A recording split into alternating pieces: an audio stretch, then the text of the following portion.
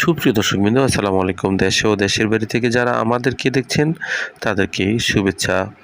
বগুড়ায় বন্যার্ত মানুষের মাঝে শুকনো খাবার বিতরণ করলেন বগুড়া উপজেলা জাতীয় পার্টির সভাপতি ও কেন্দ্রীয় উলামা পার্টির সভাপতি আল্লামা ডক্টর ইরফান বিন তোরাব আলী।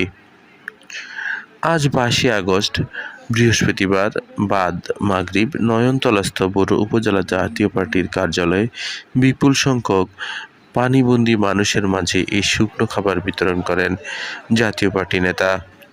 এবং বগুড়ার মধ্যে এই বন্যা বা জলাবদ্ধতা আসার পরে সর্বপ্রথম রাজনৈতিক নেতৃবৃন্দের মধ্যে তিনি এই শুকনো খাবার বিতরণ শুরু করলেন। এদিন ডক্টর ইরফান বিন তোরাব আলী জানান, বগুড়া পৌরসভার পাশাপাশি সকল ইউনিয়নে আগামীকাল থেকে একটানা